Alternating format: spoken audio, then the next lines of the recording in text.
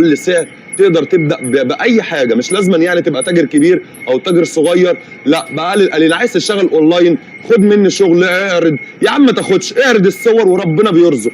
خد بالك الحمد لله السعر بتاعنا تقدر تبيع وانت في مكانك. معاكم عبد الرحمن، مصنع الرحمن بالصلاه على النبي بيقدم احسن المنتجات، دباديب مصري، تحيا مصر بالصلاه على النبي. احنا الحمد لله يعني بنصنع كل حاجه، اي تشكيل اي حاجه هتحتاجها بامر الله موجوده، مش اشكال الاشكال اللي انا هوريها لك، لا ده متاح عندنا جميع انحاء الشغل باذن الله، واي حاجه بعون الله تقدر تتنفذ، لان البدايه الحمد لله زي ما انا قلت لك.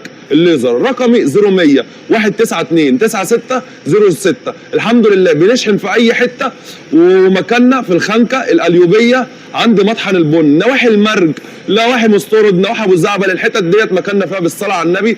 تاني حاجه يعني ديت اول حاجه الليزر. الشغل بيجي لنا تياب، نقدر نصنع اي حاجه، مش لازما يعني المنتجات اللي انت شفتها ديت. انت لو محتاج اي حاجه بتستورد اي حاجه من بره، مصر اولى بيك. سعر المصري بالصلاه على النبي احلى من سعر المستورد، النص بالنص. تعالى كده يا باشا بالصلاه على النبي. بعد كده اللي هو ايه؟ التطريز. زي ما انت شايف كده يا باشا، احلى تطريز بفضل الله. يعني العيون بتاعت الاستتش بعد ما بتتطرز بتطلع هي المستورده بفضل الله. تعالى كده يا باشا بقى نوريك يعني بقيه التحضير بتاع القطعه.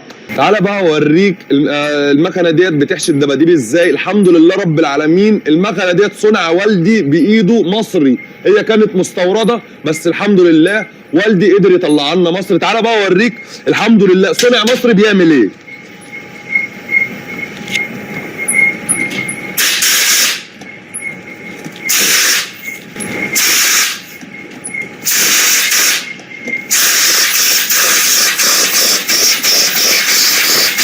الحمد لله انا قلت لك المكنه دي هتعمل ايه. المكنه ديت ايه؟ زي ما انت شايف كده الحمد لله بتحشي لنا القطعه، بس كل اللي عليك انت بتعمل ايه؟ شغال ان انت تعبي الفاضي. يعني كل لما بتعبي حاجه بتنقل على الناحيه الثانيه. بيبقى ناقصها بقى حاجه بسيطه اللي هي تتقفل وتتعمل عيون عشان الحته تطلع باذن الله شياكه الشياكه.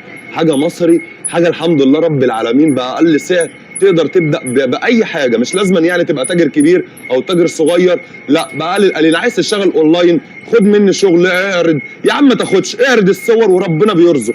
خد بالك الحمد لله السعر بتاعنا تقدر تبيع وانت في مكانك، مش لازما محل او اي حاجه. الحمد لله الحاجه بنعملها كل حاجه ولها موسم. اليومين اللي احنا فيهم موسم ده. اي حد باذن الله هيعوز اي حاجه زي ما قلنا من العندي قبل العندي.